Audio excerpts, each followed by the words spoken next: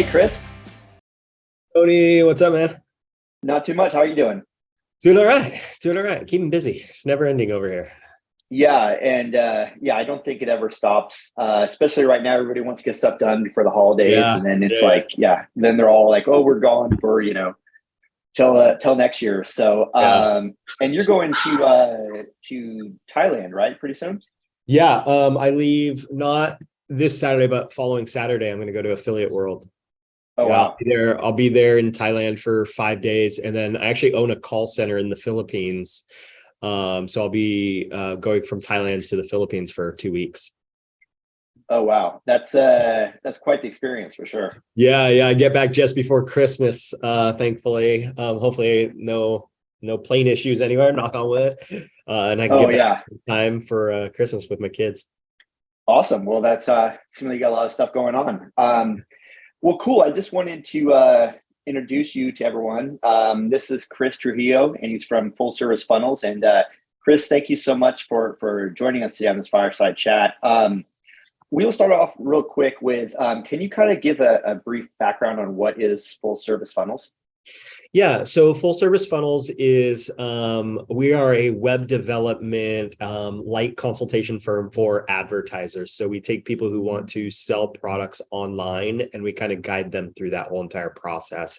And we'll do all the work for them too. So we'll do all the development, introduction to vendors, hook everything into their CRM, and then kind of intro them to traffic partners who will then run the traffic for them. And then we just make sure everything's smooth and continuing to be profitable for our advertisers.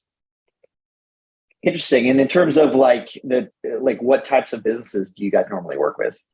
Yeah, so really we'll work with anybody who's in the e-commerce space who sells a product online.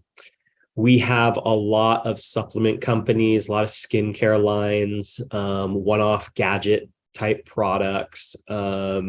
We've got some really cool things. We've got a guy who used to be a NASA engineer, and so we've got a spatula from him, which is kind of weird. Really Yeah, yeah. interesting. Some weird stuff out there that people try and sell online, but they work. If they have Yeah, everything set up properly, you can pretty much sell anything. for sure. And do they have to have like your clients have to have like a certain level of e-com experience before they work with you? Um, Not necessarily. Obviously, it helps because we don't run the business portion of their business. We just kind of do all the development and make sure it's as properly set up as possible so it can be profitable, ideally right out the gate. So if they have knowledge on how the e-commerce landscape works, that's kind of ideal, but we'll work with anybody, send people, through our own little training course on how to be an advertiser, things like that.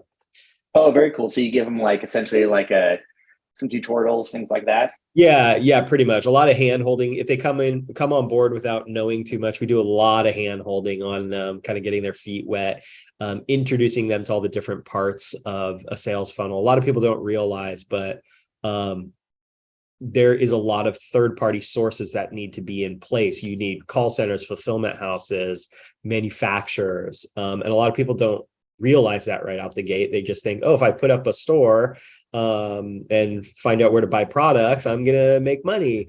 Yeah, yeah. There's a lot of pieces.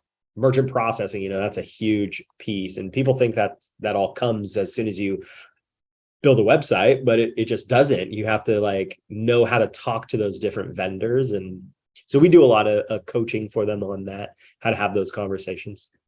For sure. And I don't think there's like a guide or anything to getting started to bring all those pieces together. No, there's not really.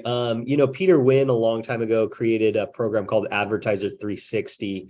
That's just not around anymore. And that was kind of the jumping board, I want to say maybe 10 years ago, in the space that kind of got people interested in becoming advertisers.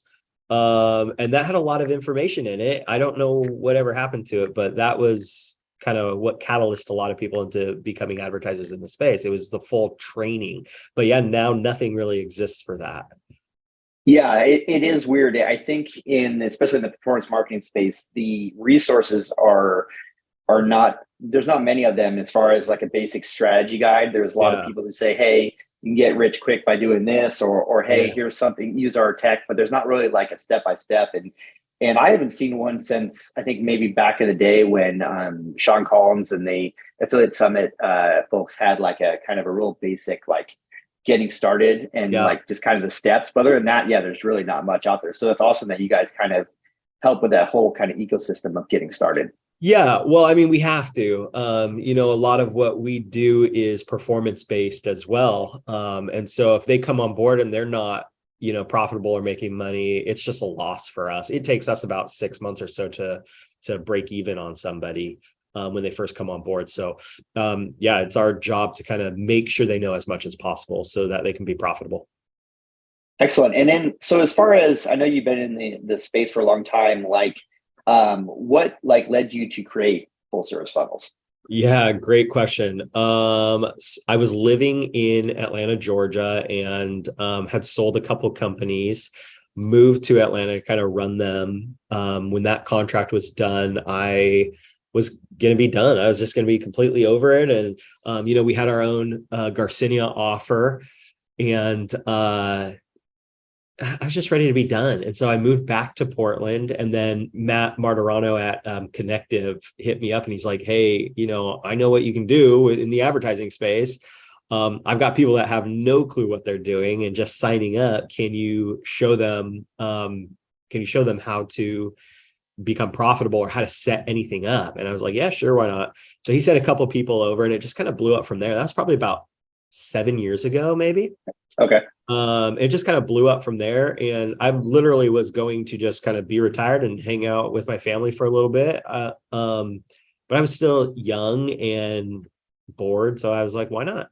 Let's just figure it out. And it's just kind of blown up from there. We've gone as high as about 120 clients. But that's kind of too many clients. So we kind of pared it down a bit, and we're sitting at a really sweet spot right now. We got about 30 people in the office that kind of manage campaigns and everything. Okay. And in terms of like your client base, are they kind of all over the world or just Yeah. US or? Yeah, they're kind of all over the world. We do mostly in the US. Most of our clients are here US based, kind of in Florida, honestly, where the kind of hub of affiliate marketing is. But we've got people everywhere. Got some guys in Germany, several Israelis, UK, Australia. We've got one guy down in Colombia. We have 2 people. Yeah, they're kind of spread out. It's kind of cool. It makes it a little tricky time zone wise, but yeah, that's always fun. That's why things like Zoom and Slack, Skype come in handy for sure. Yeah, absolutely. And in terms of like, because I know that there's not many, but there is some similar type services, whether that's like, starting with a tech platform and kind of going through the tutorials, or whether that's like getting started with a network and kind of getting some help there. But is there a reason why businesses would choose full service funnels? Like what's like your main kind of selling point? Is just to kind of help them get started? Like you provide all the support? Yeah, we provide all the support and cut the learning curve for them. So okay. That's really the biggest takeaway, is because we have such a large client base, we learn from every single client what is working currently in the space.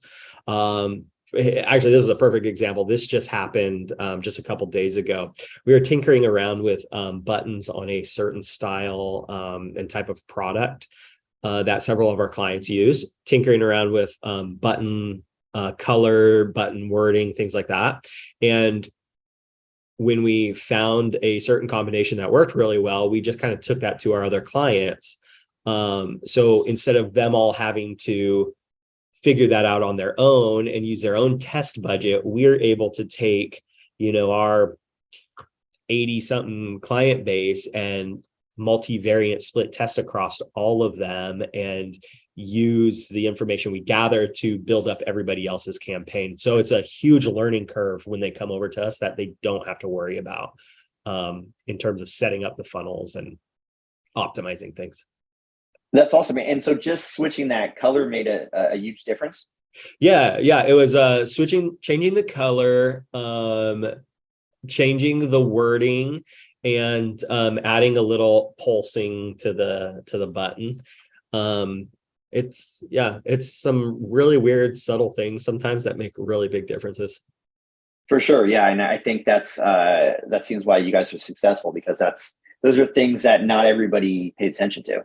Yeah, absolutely. Yeah. Split testing is super important as an advertiser. Just to optimize your flow. I mean, you only get a certain amount of traffic in, right? And you want to squeeze as much juice as possible out of that.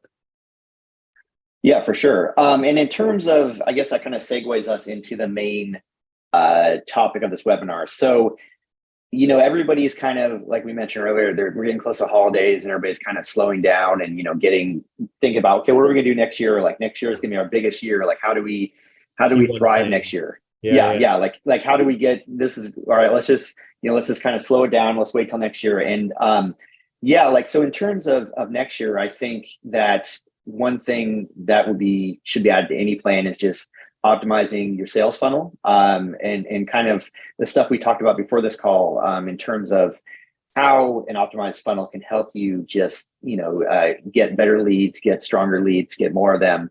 And so in terms of that, getting started for next year and kind of developing a plan right now. Just real quick, so why do you think marketers should really focus on the sales funnel? Yeah, the sales funnel is the biggest point of revenue for them, right? So there's a difference between a sales funnel and a general e-commerce store, and a general e-commerce store can be very, very confusing for a lot of people. They go in, it's like if you were to go to Best Buy, right, and you went for a specific purpose, you could easily get lost on their website looking at other things because they have so many options, so many other products, and so many different things that can distract you. The sales funnel in particular really focuses you in on one particular product. It's really good for cold traffic. If you know specifically that, hey, I have traffic that's interested in, say, a tactical flashlight, for example. I have traffic that wants this tactical flashlight. Instead of bringing them to a standard e-commerce website with a bunch of tactical gear, you bring them into your brand by focusing them in on what they want, which is a tactical flashlight, giving them the information for it, selling that to them, and then upselling them everything else on the back end. If you have a sales funnel, you really hone in on what your customer is actually wanting, and then you can pull that customer in for a lot cheaper than sending them over to your standard e-commerce site. So that's one of the big things, is we help brands pick an anchor product. So for example, we had a clothing line that we were working with, and we went through all of their SKUs and we saw what was selling the most, and we created a website and a sales funnel just to sell that one specific pair of pants, yoga pants that they had. We took away all the different design variations. We literally was just one design, and somebody comes in and just picks the size. That was their hottest selling product. So it just kind of made sense. Let's use that product to anchor customers into the actual brand itself. So is it more of a case of getting them to kind of buy into the brand or buy into like the anchor product? But you want them buying into the anchor product, is kind of what you want to do at first. And then by nurturing them through the sales process, giving them quality product, quality upsells, amazing customer service experience, that is, and selling them your story, that's what anchors them to the actual brand itself. But you got to get them in with some kind of product that, again, we call it the anchor product. I mean, I think that's kind of the biggest thing that any brand that's selling something online can do, especially at the beginning of the year. If they haven't done it already, go look through your SKUs, find that product that is your number one seller, and create a simple sales funnel that is just that product. Upsell everything on the back end that's complementary to that, but bring people into your brand by first introducing them to your anchor product. Yeah, that makes a ton of sense, because it's not really, if you're just, you may have some great products in your store, but if you're not, you're kind of just hoping that somebody likes something, and it's really general, and there's not like a direction to it. There's no intention to it. Absolutely. Yeah. There's no intent when people just go to a regular e-commerce site. There may be intent to begin with, but again, your customer gets overwhelmed. Yeah. Sending them to a sales funnel is like having a concierge come up to them and be like, hey, you were looking around the internet for yoga pants or a flashlight or whatever. I'm going to show you all the information about it and why ours is amazing. And then I'm going to help you purchase it. As opposed to sending them into an e-commerce website where it's like, hey, you came here for pants, but we also have shirts and hats and belts and all this. It gets confusing and overwhelming. Yeah, yeah, for sure. That makes a ton of sense. And so in your mind, like, what are like the key elements of successful sales funnel? Yeah, picking a product that is fairly broad and can cover a wide range of demographics and customers. People say riches are in the niches, which is very true. I've never heard that. That's You excellent. never heard that? Yeah. Okay. No, So no. riches are in the niches, right? So let's say, for example, your niche is a tactical niche, right? Tactical gear. Well, then you want to pick, you want to then go broad inside of that tactical gear, or I'll say hunting gear, right? You want to go broad inside of hunting gear. So maybe you want to go pants, right? So then you have all of your different types of pants that you want to market to, and you just start honing it down. But pants in general, you can start your very first sales funnel and figure out which of your pants your customers actually want by just having that sales funnel that's kind of broad, pick your design or whatever, but get people into the pants first.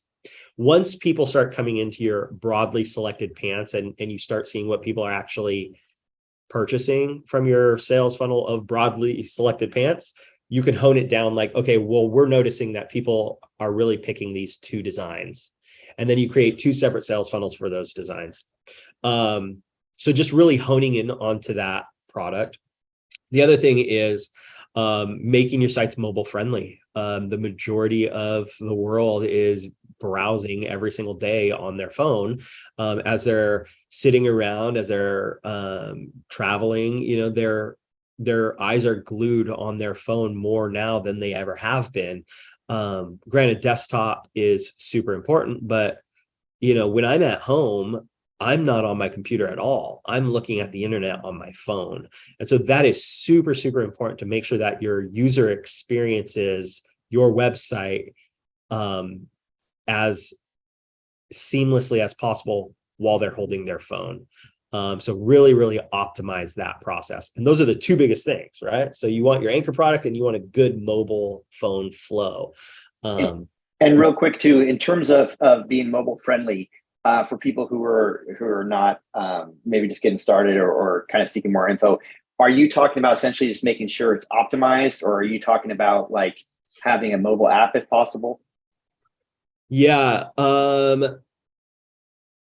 Mobile, you don't necessarily need a mobile app or anything like that, but making sure that your website or your sales funnel is easily viewable on a mobile device. You want things to be a certain size when you're looking them at your phone. You don't want people to go to your website. So if you go to like a regular e-commerce store and you're looking at it on your phone, if it's not mobile optimized, it's really, really confusing to get around. Sometimes buttons are hard to push because they might be too small. Wording could be very difficult to read. Colors can be super important to get right on a mobile experience, as everybody's phone has different light or dark settings. So just the actual website's mobile experience. Yeah, that makes sense. I've been to some places where I've seen a product and I want to purchase, and I'm getting blocked by like an ad, or like I can't.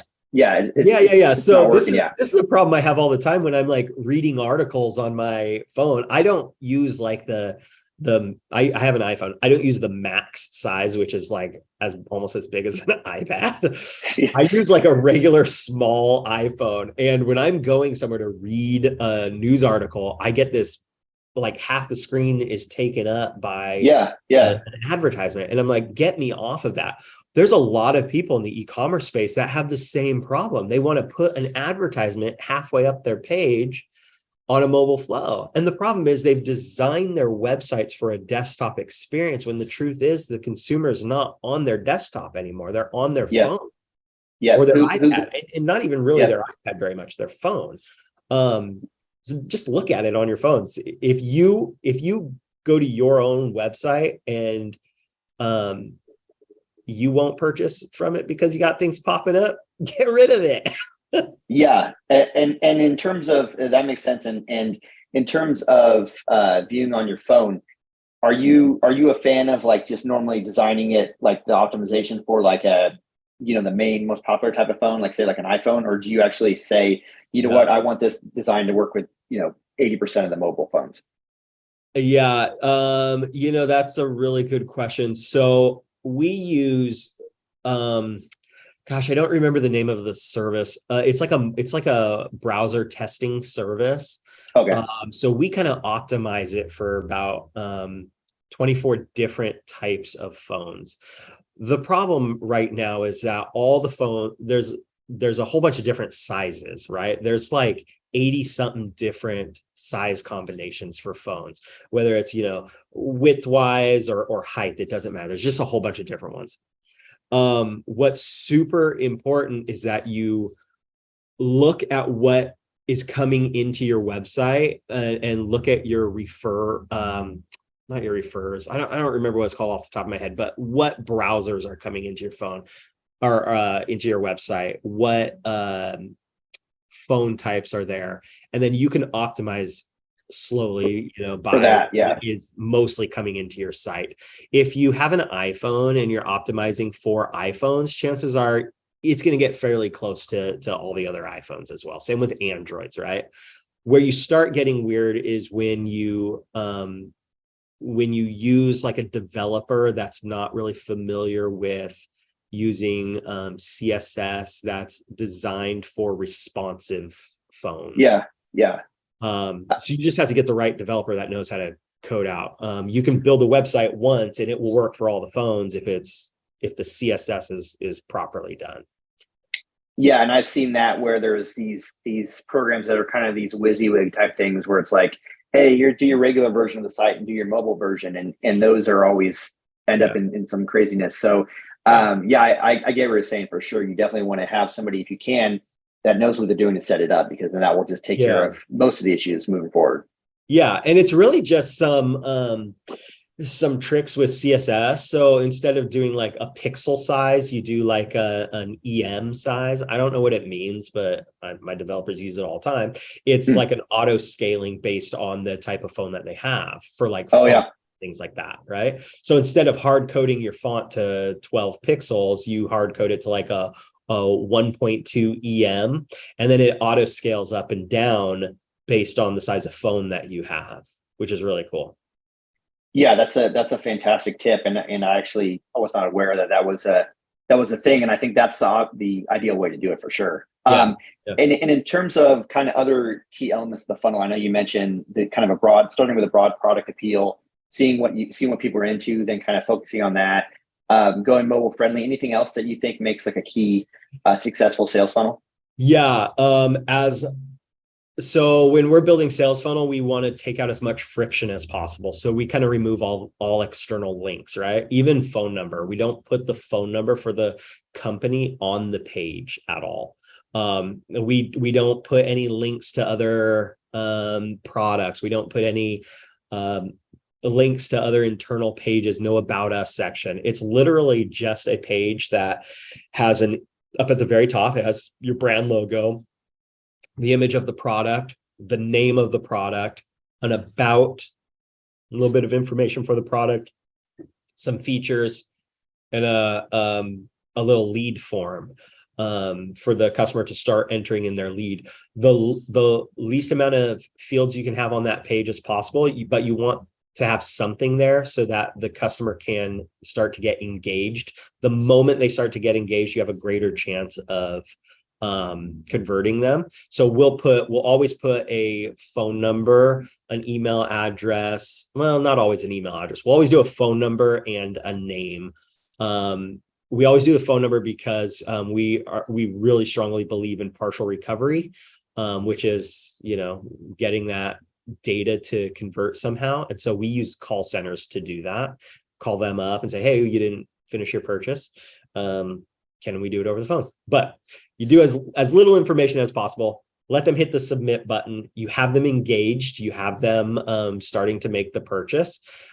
And then you start giving them more fields to fill in. Hit the enter button. The more they do that, the more invested they are in actually purchasing. And from surveys and polls that we've done, a lot of times people actually feel guilt for going through that whole process and not purchasing. And so they'll. Oh, interesting. So it's almost like you want to get them, once they're invested a little bit in the process, then okay, you know what, like now we have a chance to, they're in the playing field. We have a chance to maybe get them in a customer somehow. But if you try to do that at the beginning, then basically it's that information is kind of just distracting. Yeah. The least amount of information you collect per interaction, the better. If you come right out the gate and say, hey, give us everything about you so we can make this purchase, there's a lot more friction right there. The customer is going to start filling out fields and then be like, this is too much, I'm not doing this, and just leave. So we take a little bit at a time to get them engaged and make them feel like it's not a lot. And really at the end of the day, it's not a lot. It's shipping information and credit card information. But when you present it all in one form, it looks like a lot. So for sales funnels, just start small chunks. For sure. And then in terms of kind of going the other way on this, like in terms of mistakes that you see businesses making, are there common mistakes that you see they're making right now, besides like, not having a mobile friendly experience, not making a lot of friction, any sort of things that you see a lot, like more often? Yeah.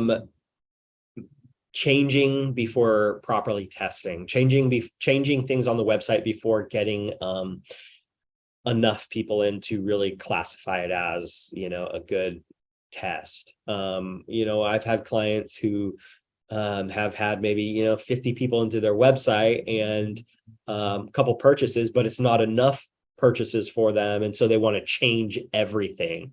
That's another thing too, changing too much at one time.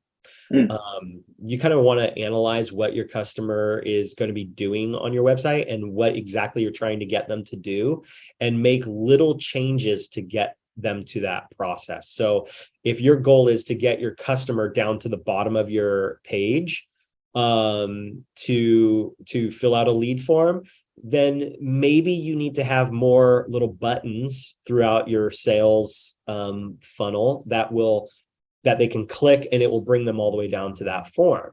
But don't immediately just change the form and say, okay, my form's not working, I need to put it up higher on the page. Get them down on your page by slowly adding buttons and other elements that will drag their eyes downwards, arrows and things like that point down. For sure. And I was going to, go ahead. Sorry about that. No, it's okay. I was just going to say little changes and not changing too quickly are the two biggest things. For sure. And do you think, so if say like I had like an e-com product and I was starting out and was kind of getting impatient, is there a certain amount of time that I should maybe consider like, hey, this is not working, or like, hey, I need to make a lot more changes? Like, because I know that you said incremental stuff is the way to go, which I think obviously it makes sense, on the surface, but like, I know everybody's impatient. They want to see results like super quick. So is there like an amount of time where you're just like, you know what, this testing is not working, maybe I need to go in a different direction? Yeah. Sometimes it's difficult to quantify. You don't want to do it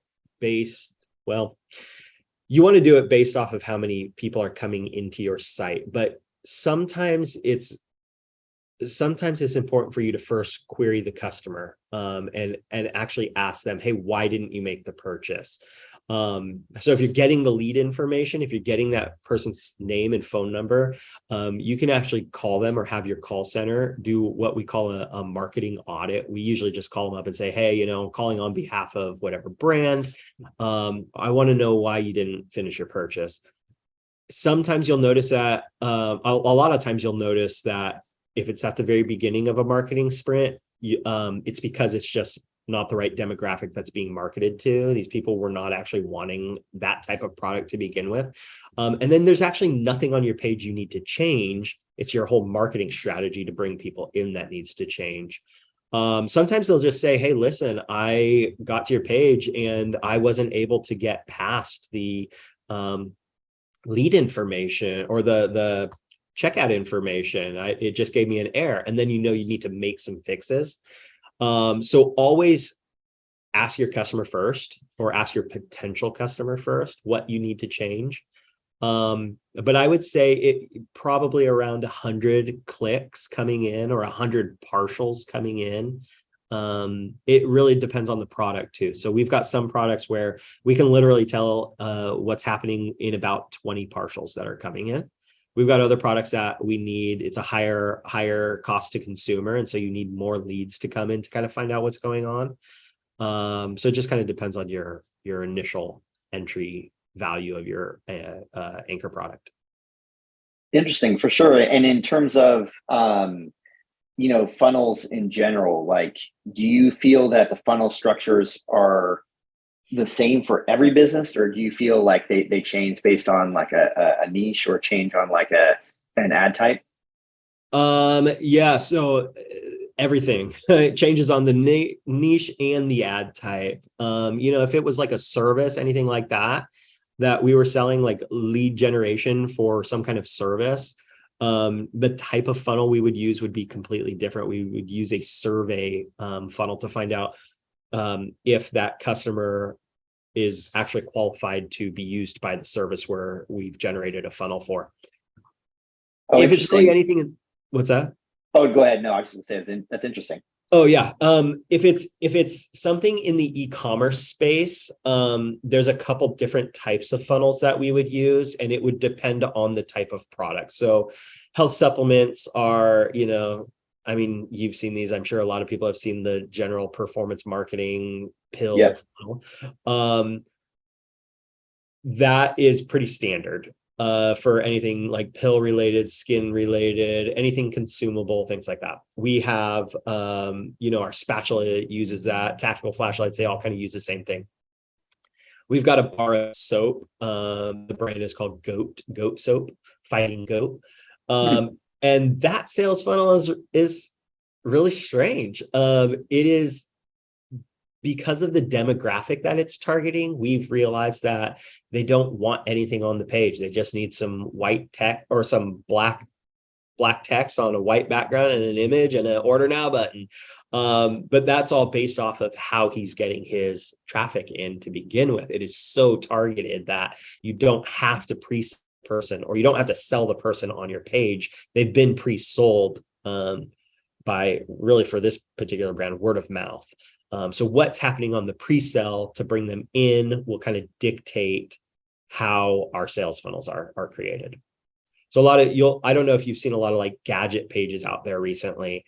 Yes. Yeah. And a lot of gadget emails too, I get. Yeah. So a lot of times those gadget funnels are really just a checkout page, because the customer has already been sold on your particular product. So if you go to if you go into Google and you type in something like top 10 Wi-Fi routers or whatever, you'll get a bunch of like directory listings for, here's the top 10 routers and why we picked this one the best.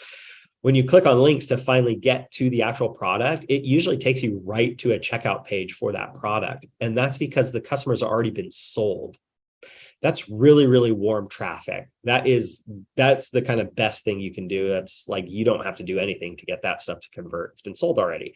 If you have cold traffic, your sales funnel needs to really have more information about your product. It has to do the selling for you. And so those sales funnels are a lot longer and a lot more involved. I prefer the Okay. simpler one. So I prefer marketing partners to already sell the product for us, which is a lot of like influencer traffic and stuff. Okay, and in terms of like getting kind of a strategy for that, and kind of moving that into quarter one. So if I'm setting up my funnel, and the funnels are different depending on the product and depending on how everything is the type of audience you're working on. Is there, like, how would you set up, like, what steps would you take in for next year to have your funnel kind of dialed in? Yeah, so the very first thing we would do is we need to really understand how they're getting marketing, how the marketing is happening for those sales funnels. Like I said, things like influencer traffic don't need massive sales funnels. We always prepare, if we just don't know, we prepare two different funnels. We prepare a more in-depth sales funnel and then a much shorter, like pretty much straight to checkout sales funnel that doesn't have much information. And a lot of times we'll pass that over to marketing partners and have them decide which one they want to use. The marketing partners will split test. Sometimes we're pretty surprised when they split test and they think it's just kind of general, some pretty broad traffic coming in. But because of the frictionless experience of a super simple funnel, it just converts really well. Sometimes it doesn't. And so it really just takes testing from your marketing partners to really know which sales funnel is best. There's a couple good books out there. Believe it or not, Russell Brunson has his whole different types of funnels library out there. That pretty much lists, like, if you're trying to sell a service, these are the 3 types of funnels you want to use. And it's pretty accurate. Like, a lot of the stuff we do in the lead generation space still goes off of that kind of stuff. We just kind of see what other people are doing and duplicate those same flows. For sure. And so in terms of kind of getting that set up, the first thing you want to do is maybe, next year, if you want to get like a strong kind of plan going, is maybe determine, like, maybe come up with a couple different types of funnels that you want to test out first. Yeah, absolutely. Determine your traffic source, right? So Yep. AdWords, if you're just going to do general like AdWords advertising, or advertisements on Facebook or Instagram, you want a more in-depth sales funnel that gives more information to the actual product. If you're going straight for like recommendation advertising, that goes straight to the checkout flow. So that would be like influencer, top 10 reviews, things like that. That goes straight to the checkout flow. Create one of each, and you'll be in a good position. You really only need 2 to test out. You don't need to really go crazy with a lot of sales funnels. Interesting. And so yeah, the ad source, I guess, really determines kind of how people are going to consume the ad, how they're going to take action. So that's a huge deal. Yeah, it's a really big deal, and it's super important for an advertiser to be in communication with their marketing partners to find that out. Like, we always tell our advertisers that are with networks to have the network talk to the affiliate and find out exactly how they're marketing, so we know what to put in on the sales funnel. Otherwise, if we don't know, the conversion rate is going to be really low, and we're going to think that it's something we're doing wrong when it's not necessarily anything wrong with the page. We just don't know where the person is coming from and how they're getting there. We don't know what information they've been given to purchase our product. Interesting. Yeah. So that kind of forms your whole kind of structure, is knowing how the sales can occur. And I think that a lot of times people do it the different way. They kind of go, okay, I have a product. How are people, what's the best way for us to sell, like, on our end? But considering the ad type really like kind of narrows in on what you want to do. So that's fantastic. Yeah, absolutely. Yeah, no, it's kind of interesting. A lot of people, they get this idea, okay, I see this kind of ad, or I see this kind of landing page all the time, I'm going to go ahead and create it. And then they wonder why they're not getting any sales. Well, it has nothing to do with what you've created. It has everything to do with how you're marketing it. Yeah. Yeah, it's always interesting. But I mean, again, if you knew that ahead of time, you could start, or if you know that after you've created everything, you can make those changes to your page to convert that traffic anyways. Don't give up on it. Traffic's going to convert no matter what. You just have to like make tweaks to your page in order to get it to work for you. For sure. And in terms of, creating the plan for next year, I mean, definitely some great info as far as like, determining what type of funnel you want to do based on your ad type and how the traffic is interacting with the ad. Anything else that you'd kind of recommend just as kind of starting blocks to sort of create like a strong funnel for next year? Yeah, I mean, I would say don't forget about all the stuff that goes in on the back end to make your funnel profitable.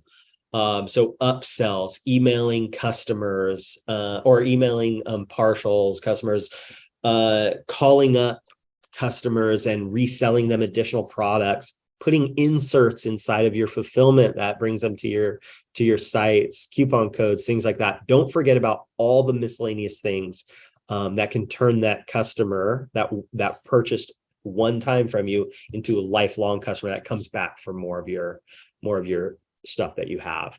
That makes sense. I was going to interrupt, but I was going to say that makes sense because I think a lot of times, especially in the performance marketing space, there's a focus on like, I just want to get a bunch of sales and I'm not going to think about the long-term success of it. Yeah. Which is kind of sad, right? Because they've spent all this money to get a customer in, and then they just kind of let them go off to the wayside.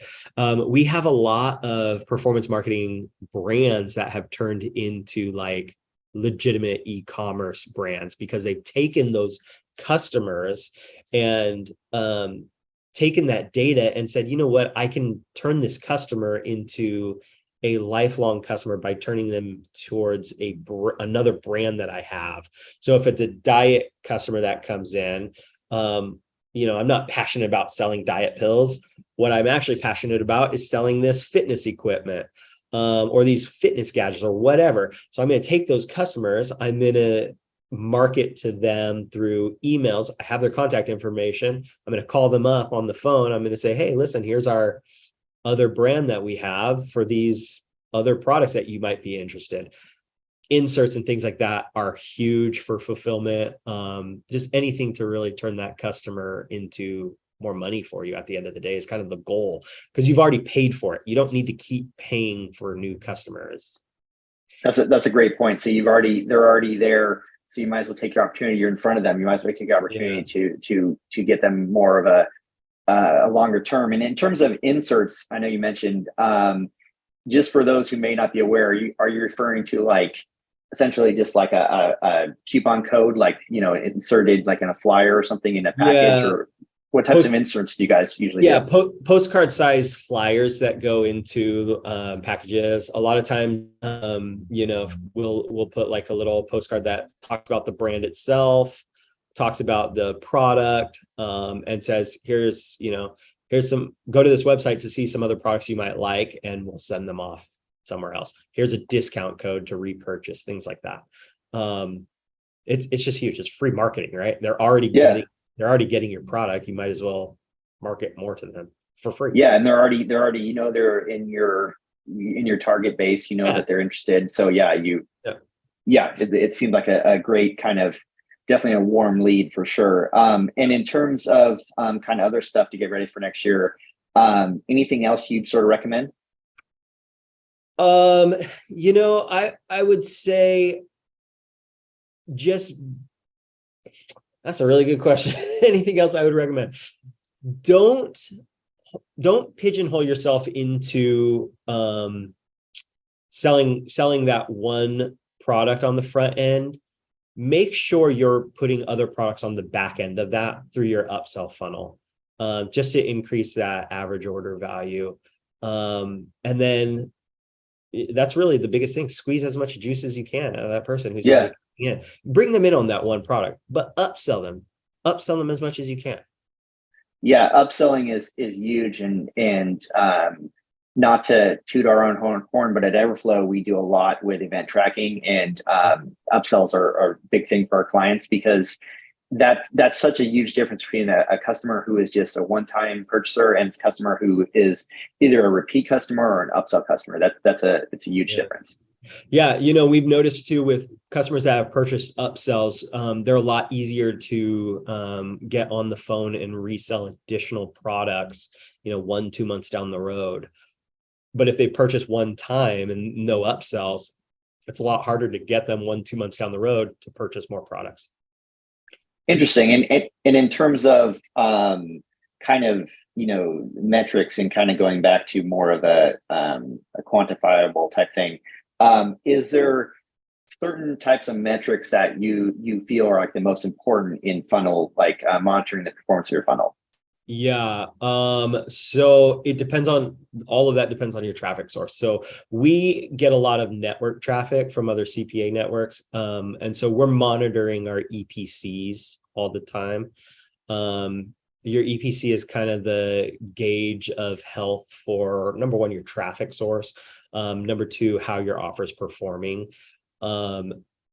We just want to make sure that the EPC is at an acceptable level so that the so that the affiliate doesn't stop. And the EPC kind of is a lot of different things. It's your average order value. It's how much you're paying your customer, your network. If you're doing like a rev share percentage, then that's where the order value comes in. Your conversion rate, it kind of dictates a lot of stuff. If your EPC starts to drop, one of the very first things we do is we look at the funnel itself and see if anything's broken, right? Because that means the conversions are dropping. And then it just kind of helps us dictate where we go, what numbers and things like that we're looking at, or what parts of the funnel we're looking at that could potentially be broken. Sometimes it's the merchant accounts, right? And all of that is kind of shown with that EPC number. Yeah, that's the biggest metric we look at. Conversion rate's really important too, but again, it all funnels down to the EPC. Okay, yeah, that's interesting because I know that you hear EPC a lot, but I don't think anybody kind of breaks down why it's important. I see that all the time on offers, and I see that mentioned in a lot of stuff in the performance marketing space, but nobody really kind of dives into like what they know what it stands for, but they don't really dive into what it really means.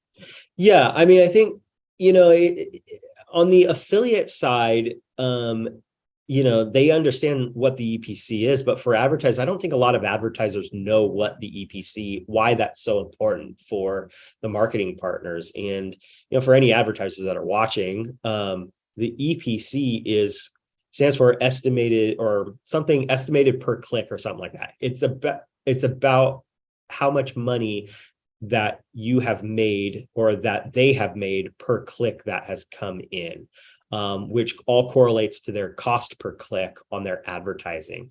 So if their cost per click is $2 and their EPC is $2.13, they're making 13 cents for every click that comes in, which means that if they want to make more money, they need to make more clicks. Yeah.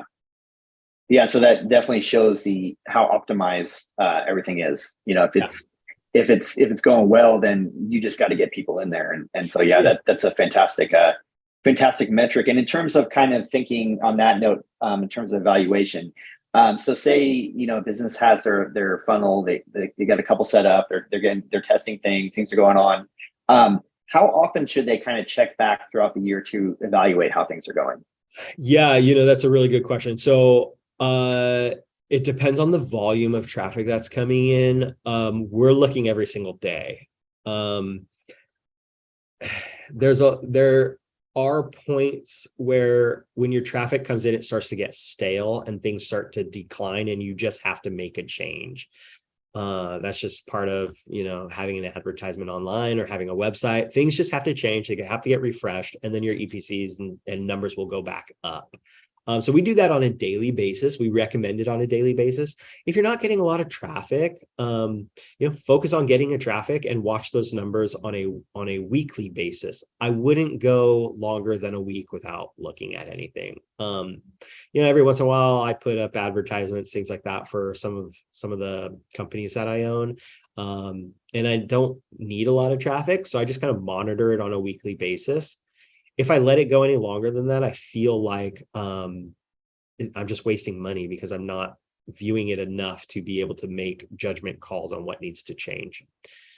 I would say you need to be making sure that every 100 clicks, you understand kind of what's happening, depending on, your average price point's around $20 or so. Otherwise, things are gonna kind of get away from you if you don't monitor it frequent enough. Interesting. Yeah, it seems like that's something where you can kind of check in, and if things are going good, then you can kind of maybe check in a little less. But if you kind of set it and forget it, you're in for it's not going to be too good.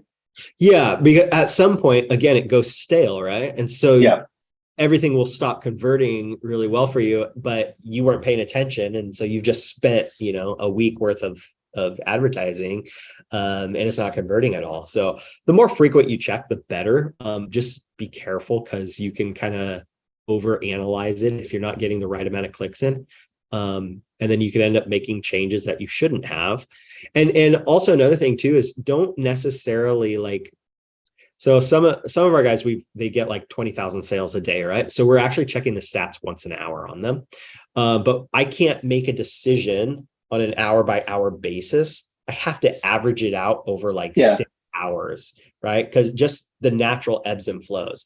And the less amount of traffic you have, the longer that averaging has to be, right? So some of our clients, we average out over the course of a whole 7 days. And if the numbers are good over 7 days, amazing, that's great. And then that 7 days, kind of migrates with us. So today I'll be looking at Thursday through last Friday, right? Today through last Friday. Tomorrow I'll be looking Friday through Saturday to get the previous 7 days. And if over time I notice that number's trending down, then I know changes need to be made on my landing page to get those numbers up. A good affiliate or a good marketing partner is kind of doing the same thing to keep their numbers up. And it's your responsibility as the advertiser to help them get conversions. You need to watch that same metric and get it up for you. When you both are working together and working to get things on the up, you're going to make money. But if your marketing partner is working to get things up and you're not optimizing, it's going to tank for them. It's going to get harder. So it is also, besides reviewing performance, it's also reviewing kind of the coordination between your company and the marketing partner you're working with. Yeah, absolutely. And sometimes it's the same, right? Sometimes your company is doing the marketing, but your marketing team, or if you're by yourself, you yourself need to be looking at both aspects separately, but optimizing both together. It's weird. No, that makes a lot of sense. And I see a lot of similarities between the data and I don't know if you play fantasy football, but it's a very similar type thing where you have a player, you could see 1 week of data and you think, okay, this person is really going to be good. And you also have to consider other things. You have to consider, is this a new player? Are they, have they been doing it for a long? Is there other factors that are affecting the performance? And so, the evaluation, the time, it definitely is. It's hard to nail down how long to actually do it.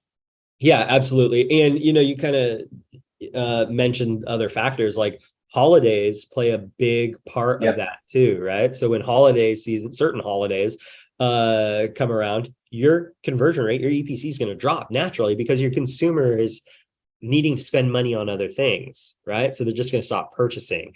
Other holidays, they want to spend money, and so your EPCs go up. So there's all kinds of external factors as well that you have to think about. A lot of people that are in the advertising space or marketing space in general have economic backgrounds, and they watch those trends to kind of know and gauge what their marketing is gonna do cost-wise for them. Interesting. It seems like, I think overall that the data, either way, don't freak out when you're seeing stuff. Just kind of examine the circumstances around it. Yeah. And by doing that, you'll definitely be ahead of the game. Yeah, absolutely. And average it out. Don't go moment by moment. Average it out. Yep. That's Excellent. a huge mistake a lot of people make. Yeah, no, I can see that because yeah, you don't consider the factors and you don't consider yeah, all sorts of things that could go into play. Well, cool. I think we're almost out of time. But I want to thank you so much. And so for our audience who want to learn more about you guys, what do you suggest? Just go to your site, or would you like to? Yeah, just Okay. go to the website, fullservicefunnels.com. You can fill out a little thing to jump on a call with either me or somebody from my team. Totally happy to talk about any of this. I talk about this all day long, every day. And I love it. So it doesn't wear me out. Just go over there, do it, and let's chat, see what's up. Awesome. Yeah, no, that's great. And that's great that I can have a combo with you guys and Yeah. see if the business works for you. And is there anything that you guys have coming out that you're excited about, or any clients you want to shout out or anything like that?